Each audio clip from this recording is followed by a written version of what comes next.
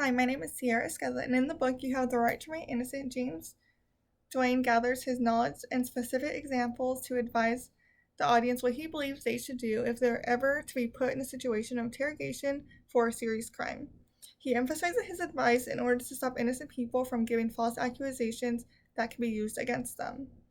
Throughout his book, Duane presents many cases of those who were innocent and willing to speak to the police due to the fact that they had nothing to hide, to be sentenced to jail due to the fact that the police pretended to be comforting and only took pieces of their conversation to use them against them.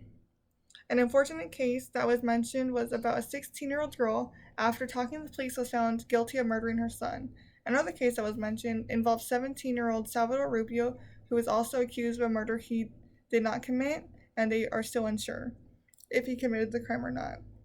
In both cases, the police lied to their teeth, saying that they just wanted to help the defendants and that they were on their side. The authorities made broken promises saying that they wouldn't get in any trouble in order to make the defendant admit the crime they did not do, only for them to take back the promises they just made.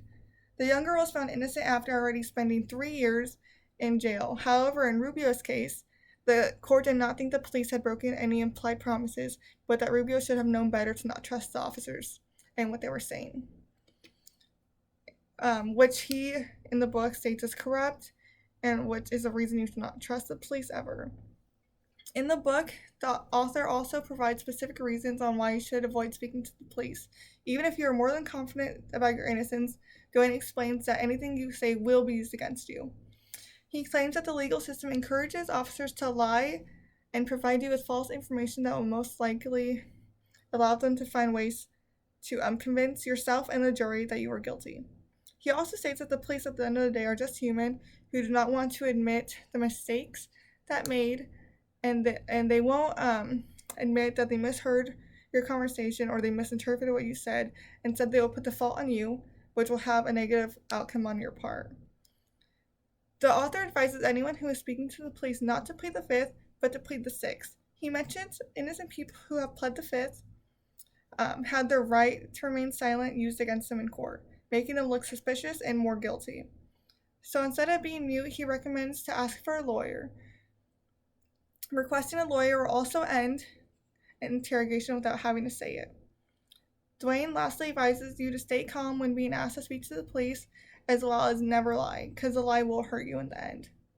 I am grateful for the author's advice because I was aware of my rights, but I didn't know the logistics about them. I would never have known that the court could find a way to use my right to remain silent against me. However, having this knowledge allows me to be more confident if I were to ever get put in a situation of interrogation, which hopefully I won't.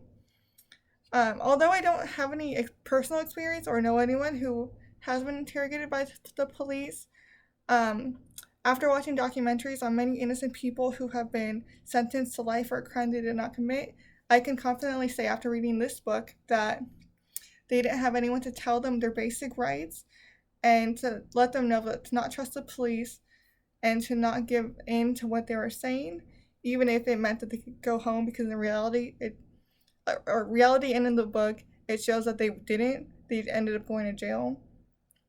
So I'm really thankful I read this book, and I will have my family members read it as well. Thank you.